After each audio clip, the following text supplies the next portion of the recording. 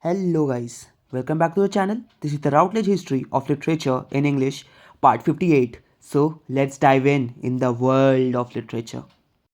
As Irish literature moved into the 20th century, there was an upsurge in interest in Celtic myth and legend, often called the Celtic Twilight.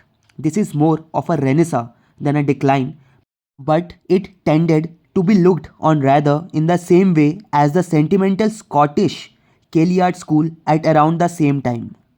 J.M. Synge used the setting, the language, the otherness of the Aran Islands in his plays. The Celtic Twilight was in fact the title of a collection of stories published by W.B. Yeats in 1893. But much more positive is the rediscovery of myth and legend, which allowed Yeats and other writers to bring such figures as Cuchulainn and Finn MacCulloch into their works as symbols and expressions of Irishness, past and present. James Stephens wrote The Crock of Gold in 1912, and he also wrote The Charwoman's Daughter in 1912.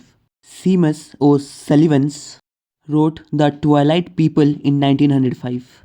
There are three main stages to W.B. Yeats' development as a poet. The first phase, when he was associated both with the aesthetic movement of the 1890s and the Celtic Twilight.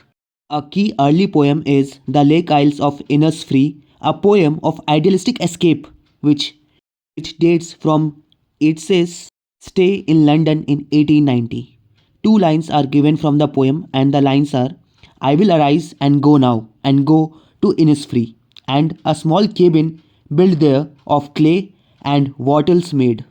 The second main phase of Yeats's poetic career was dominated by his commitment to Irish nationalism.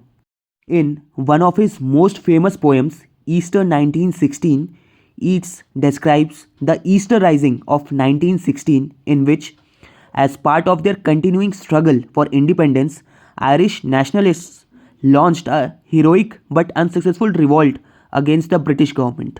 Then he also wrote the poem The Second Coming in 1921, which is a chilling vision of impending death and disillusion. It contains the famous lines, Things fall apart, the center cannot hold. Mere anarchy is loosed upon the world. The refrain of Easter 1916 is that a terrible beauty is born.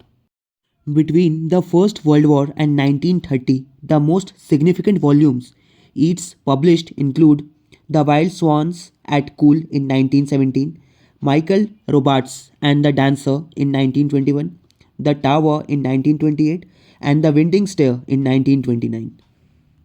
Yeats handles themes of age and myth in poems such as Sailing to Byzantium from the Tower, which opens with the line, That is no country for old men. W.B. Yeats also wrote Among School Children, also from the Tower, places the 60-year-old smiling public man, now a senator in the newly independent Ireland, among the new generation. His own uncertainties dominate the later poems until his final words in Under Ben Bulben in 1938, when he instructs the younger generation of Irish writers, Irish poets, learn your trade. Sing whatever is well made. If you have any doubts or query, you can ask me in the comment section below, or you can even message me in the social media IDs that are given below in the description box. And do share the video to all those who wants to be the part of this literary journey. And do revise, as because the date sheet is out and revision is very important. So that's all for today's video. Thank you and signing out.